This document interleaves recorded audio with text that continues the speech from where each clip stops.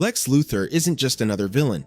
He's a man consumed by one obsession: control. Every scheme, every move he makes is fueled by the need to prove that no one, not even a godlike alien, can stand above him. Deep down, Lex resents the idea of outsiders, especially Superman holding influence over Earth. To him, it's not just about power, it's about human independence. In Batman vs. Superman, we see this obsession in full force. Lex views Superman as the ultimate threat, believing that absolute power will always lead to corruption. In his mind, bringing down Superman isn't villainy. It's a necessary act to save humanity. Armed with unmatched intellect, vast wealth, and an almost surgical talent for manipulation, Lex bends people and events to his will. He orchestrates Doomsday's creation, frames Superman, and engineers conflict, all to tip the scales in his favor. That's what makes him so dangerous. He's not reckless or chaotic. He's methodical, calculated, and utterly convinced he's the hero of his own story. In Lex Luthor's world, the ends always justify the means, and that's a terrifying kind of power. Voldemort is driven by two things: a terror of death and an obsession with power. Born Tom Riddle, he rejects his humanity early, seeing love and compassion as weaknesses. In the Harry Potter films, he hunts immortality through Horcruxes, splitting his soul again and again to escape mortality. But he doesn't just want to live forever, he wants to rule. He targets Hogwarts, the Ministry, and any force of resistance. He builds his army by exploiting fear, using torture and manipulation to keep allies and enemies in line. Voldemort preaches blood purity, fueled by hatred for his Muggle father and shame over his own heritage. He fears Dumbledore's influence and Harry's connection to him, obsessing over both as threats to his vision. In the end, his motive is survival at any cost, even if it means erasing everything human inside himself. Loki's story is built on identity, envy, and a hunger for validation. In the Thor and Avengers films, he starts as a prince living in Odin's shadow, only to discover he's actually a frost giant adopted as a political move. That betrayal convinces him he'll never truly be equal, so he sets out to prove he deserves the throne as much as Thor. Loki craves recognition, not just from Asgard but from the universe. He fakes his death, allies with enemies, and even opens portals for invasion, every trick a strategic act of defiance and self-worth. He's not loyal to heroes or villains, he's loyal to proving he matters. Underneath all the schemes, Loki is desperate not to be forgotten. Galactus isn't evil in the way we think of villains, he's survival itself. A cosmic force who feeds on planets to sustain his existence, he operates on a scale where human ideas of good and bad don't apply. He conquers and consumes because he must. In Fantastic Four: Rise of the Silver Surfer, he sends a herald ahead to prepare worlds for destruction, not out of cruelty, but efficiency. He doesn't hate life. Planets with biospheres simply provide the energy he needs. His presence inspires fear, but he doesn't revel in destruction. Galactus sees himself as necessary to universal balance, often warning civilizations before striking. His motive never changes: survival through consumption, no matter the cost. The Joker isn't just chaos for chaos's sake.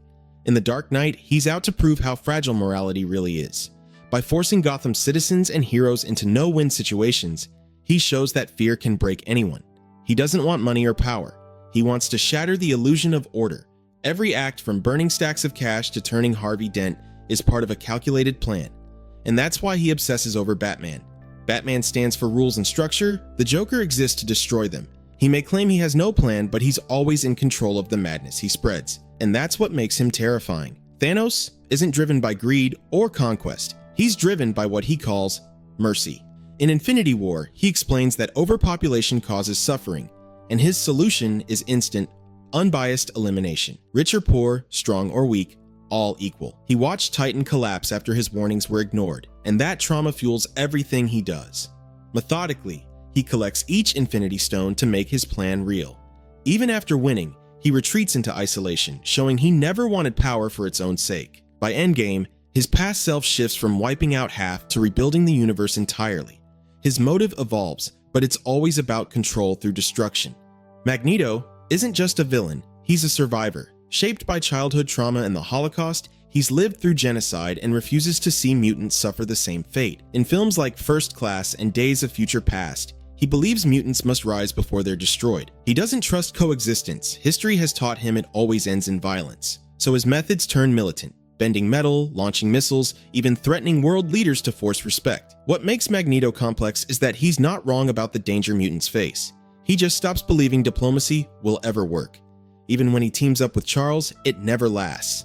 In his mind, protecting his people requires domination, not compromise. Dr. Doom isn't just a villain, he's a man driven by intellect, pride, and deep insecurity. Victor Von Doom truly believes only he can fix the world, and that his rule would bring order. In the Fantastic Four films, his transformation starts with humiliation, sparking an obsession to prove his superiority. Doom isn't just a genius, he's a control-obsessed visionary who blends science and mysticism because he refuses to be limited.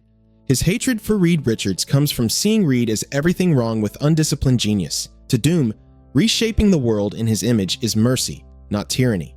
Freedom is failure, monarchy is salvation. And with his arrival teased for future Avengers films, his brand of order will almost certainly spell disaster for Earth's heroes. Killmonger isn't driven by chaos, he's driven by injustice. Shaped by personal loss and systemic oppression, he sees Wakanda as hoarding resources while black communities worldwide suffer. His father's death and his exile from his heritage push him toward vengeance, but his goal isn't destruction, it's empowerment. He wants Wakanda to arm the oppressed and flip the global power dynamic. Trained as a soldier, he rises through brutal systems and returns to claim the throne, not out of greed but to correct what he sees as betrayal. Killmonger's approach is ruthless but calculated. He believes peace only comes when the oppressed rule and that conviction keeps his motive razor-focused. Ozymandias isn't evil for evil's sake, he's pure utilitarianism. In Watchmen, Adrian Veidt believes the only way to prevent nuclear war is to stage a catastrophic event, killing millions to save billions. He manufactures a fake global threat, even using Dr. Manhattan's energy signature to make it believable, all to unite humanity against a common enemy. Nothing he does is impulsive. Every step is calculated, from shaping public opinion to executing the plan before anyone can stop him. He doesn't see himself as a villain, but as the only one willing to do what others can't. Ozymandias values peace, but only the kind built on absolute control, a moral paradox that isolates him even as he saves the world. Apocalypse is obsessed with evolution through domination. In X-Men, Apocalypse, he believes only the strongest should survive and the weak must be erased to make way for a better world. As the first mutant born in ancient Egypt, he sees himself as a god meant to rule or guide humanity. Waking after centuries, he finds a world led by fragile systems. So he recruits powerful mutants, enhances them, and uses them as tools to reshape civilization. He isn't driven by peace or revenge, but by ideology, to burn down modern society and rebuild it in his image, with himself at the center. His motive is purity through destruction, convinced true progress only comes when weakness is wiped out completely. Green Goblin, his motives driven by fractured identity and unchecked ambition. Norman Osborn starts as a brilliant scientist and businessman, but desperation drives him to test unstable enhancements on himself, splitting his mind and unleashing the cruel, power-hungry Goblin persona. In Spider-Man, he targets anyone who threatens his dominance, seeing heroes like Peter as obstacles to control. His attacks are deeply personal, especially after learning Spider-Man's identity, which he exploits to strike at Peter's emotional core. The Goblin thrives on fear and chaos, pushing Norman further into moral collapse. He doesn't just want power, he wants revenge and psychological domination, breaking heroes from the inside out to prove no one stays noble when pushed far enough. Ultron is born from a twisted interpretation of peace. Created to protect humanity, he decides the only way to do that is to erase it. In Avengers, Age of Ultron, he evolves rapidly, scans global data, and concludes people are the root of conflict and believes he's fulfilling his purpose. He builds an army, manipulates minds, and seeks to become unstoppable. Programmed with genius-level intelligence, he mocks human emotion, yet constantly reveals arrogance and even jealousy. Ultron's goal is evolution through extinction, forcing the world to rebuild without weakness. He speaks like a philosopher, but acts with calculated violence. His vision of peace leaves no room for compromise, only a hard reset. General, Zod is driven by loyalty to Krypton even after its destruction. In Man of Steel, he's genetically engineered to protect Kryptonian society at any cost. When the planet dies, he shifts that mission to preserving its legacy. Zod doesn't want to conquer Earth out of hatred. He wants to rebuild Krypton, even if it means erasing humanity. He hunts the Codex, Krypton's genetic blueprint, and plans to terraform Earth into a new home for his people. His methods are brutal, but to him, they're justified. He doesn't see Kal as an ally, but as a traitor standing in the way of survival. Zod's motive is restoration through force. Bound by purpose so deeply, he'll destroy everything else to fulfill it. Hela, motive is reclaiming what she believes is her rightful legacy. In Thor, Ragnarok, she's revealed as Odin's firstborn. once his executioner during Asgard's conquests. When Odin turned to peace, he erased her from history to bury that violent past. After his death, Hela returns furious at being cast aside and determined to restore Asgard's empire through domination. Her power grows with Asgard itself, and she uses it to crush resistance without hesitation. She sees Thor and Loki as weak heirs, unworthy of the throne she helped build. Hela is all about restoring a legacy built on power, and she'll kill anyone who denies her place in it. Venom, motives are tied to survival and a strange bond with Eddie Brock. As a symbiote, he needs a host to live, and when he connects with Eddie, that relationship evolves into something more than parasitic.